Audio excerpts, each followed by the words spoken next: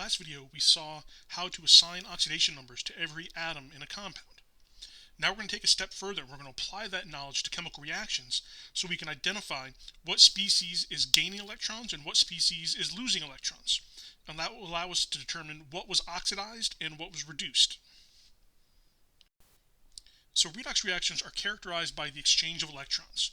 And so one atom is going to gain electrons and one atom is going to lose electrons. And when they gain electrons, that's reduction. When they lose electrons, that's oxidation. But that can sometimes be hard to remember. And so there are two acronyms that we can use to try to help remember those. And they both tell the same thing. You can use the one you like better. The first one is oil rig. And so oil rig stands for oxidation is loss, and then reduction is gain. So oxidation is loss of electrons, reduction is gain of electrons. For whatever reason, I found that students tend to like that one the best. That being said, my favorite is Leo says Ger. So Leo, loss of electrons is oxidation, and then gain of electrons is reduction. So two different ways to remember. You can use oil rig or my favorite, Leo says Ger.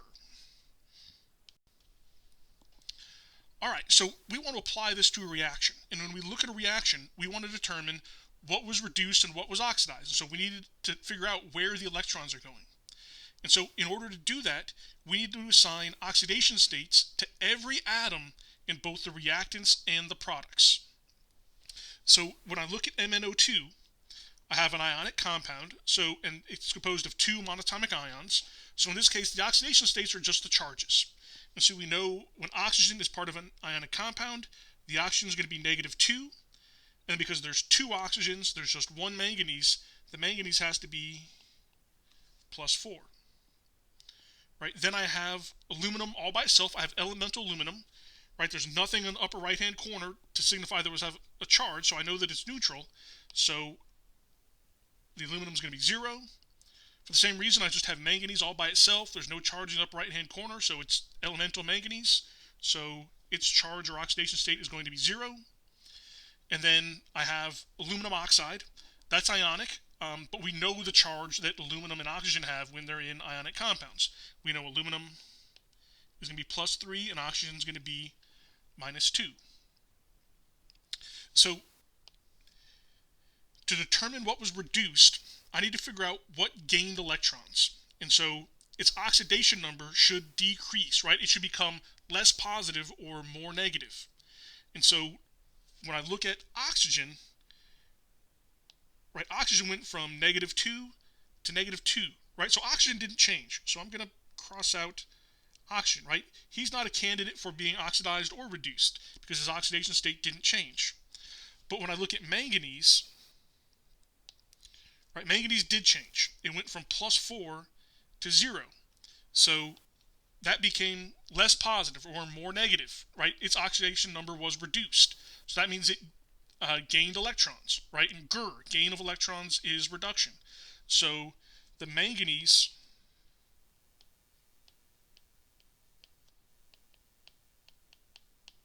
was reduced.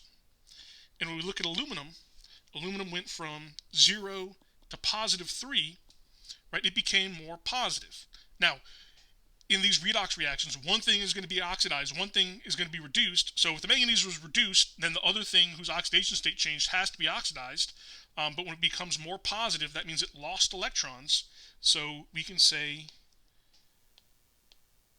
and let me do that in red, blue, like in my text, right? So aluminum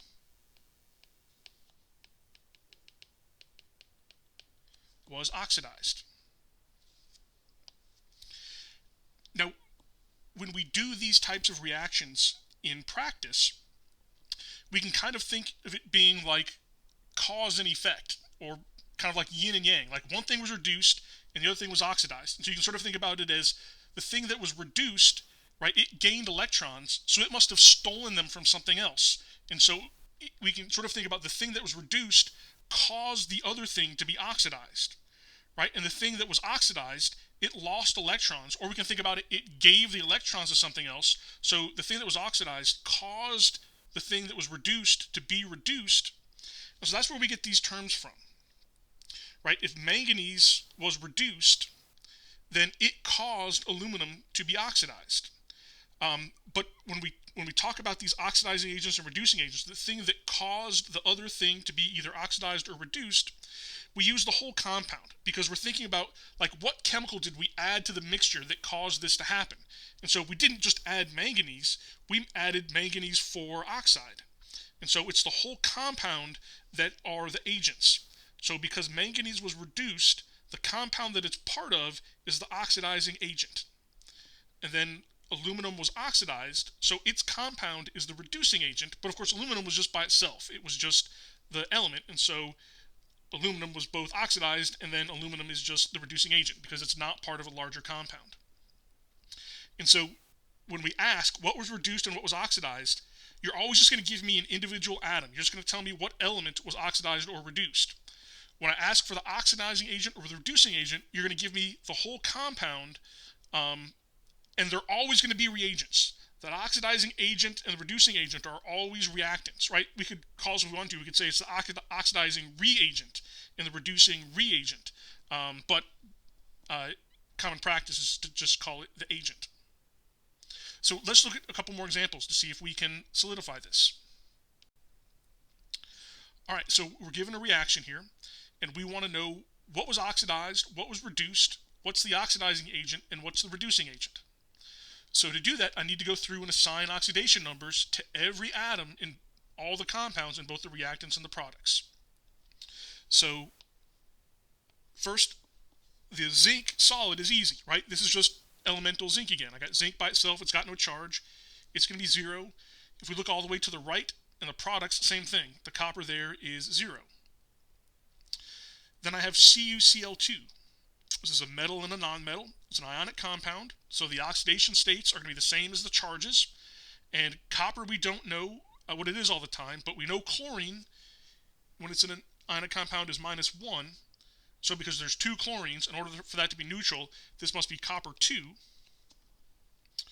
Then we have zinc chloride in the products, another ionic compound, so the oxidation state is the charge. And we know the charge on both of these monatomic ions. Zinc, we know, is always +2 when it's ion. Chlorine is always -1 when it's an ion. So if I want to know what was oxidized, I want to know what lost electrons. And so what became more positive. So the chlorine isn't changing. -1 in the reactants, -1 in the products. But the zinc went from 0 to +2. It became more positive, so it lost electrons, right? Leo, loss of electrons is oxidation. So the zinc was oxidized. So then the thing that was reduced, it gained electrons. Gain of electrons is reduction. So its oxidation state should have become more negative or less positive, depending on how you want to think about it. And copper went from +2 to 0, so the copper was reduced. All right, now the thing that was oxidized, it's going to be part of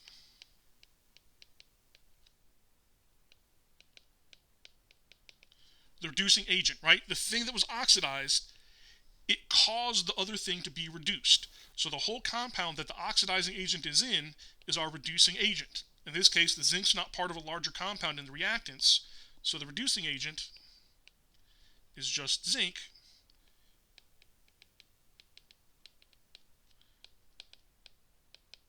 The oxidizing agent, it's going to contain the element that was reduced. Copper was reduced, so the compound that copper's in the reactants is going to be the oxidizing agent. So that's going to be CuCl2. All right, and I've got one more example of the same, although assigning the oxidation states is a little bit more challenging than it was in this one. Not super hard, I just wanted to do a little bit harder example. All right, we're tasked with doing the same thing. determine what was oxidized, what was reduced, what's the oxidizing agent, what's the reducing agent. And so again, the first thing I have to do is go in and assign all the oxidation numbers. So CuS, I again have copper. I don't know the charge on copper, but it's an ionic compound. And I know sulfur is going to be -2 because it's an oxygens column. And so because there's just one sulfur and one copper, this is again copper 2. Then I have nitric acid. And so for nitric acid, I'm going to treat the polyatomic ion separately from the other ions. When we have acids, the hydrogen always gets to be what it wants. And so nitrate is -1. I have one hydrogen, and so the hydrogen is +1. For the nitric acid, I'm going to pull that out and just look at the whole polyatomic ion, right? NO3-. In this case, oxygen has higher priority than nitrogen, so oxygen gets the oxidation state that it wants, -2, and then nitrogen is going to have to be whatever it has to be to give the overall polyatomic ion the -1 charge. So I have one nitrogen, 3 oxygens, they're all -2, and that has to add up to be the overall charge of the ion, so that has to add up to be -1. So nitrogen -6 is -1. Add 6 to both sides. So the oxidation state of nitrogen in nitrate and in the nitric acid is +5. Alright, now I have copper sulfate. So again, I have an ionic compound. So the oxidation state on copper is going to be the same as the charge. I know the charge on sulfate is -2, so this must again be copper 2. And I'm going to treat sulfate just like I did nitrate. Oxygen gets priority, it gets its -2.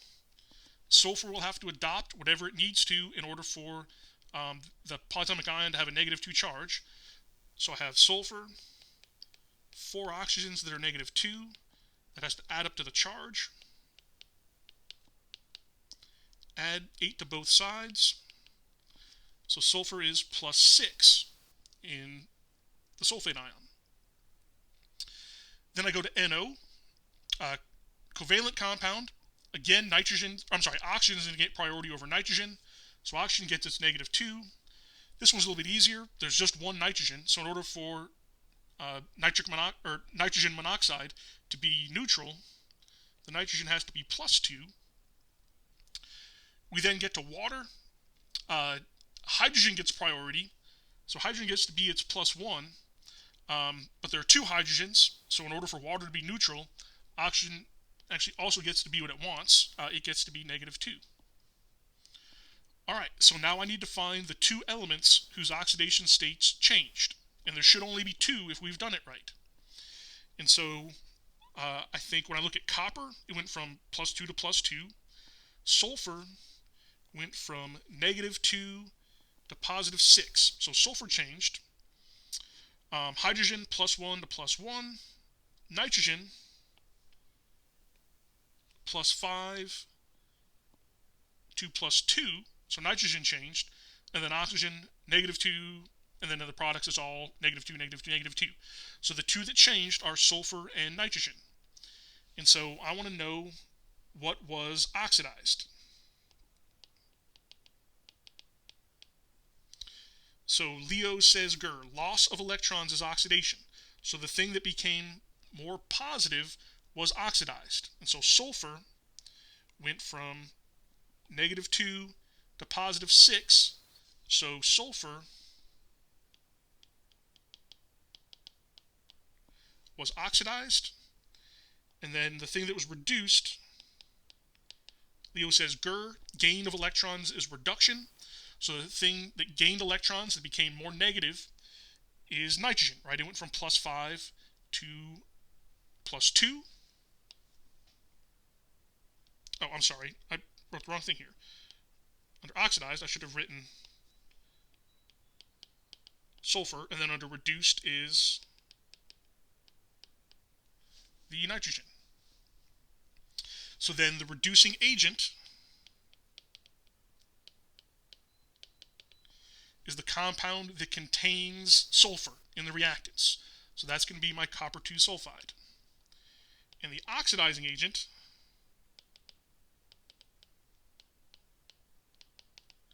is going to thing that contains the element that was reduced, and so that's going to be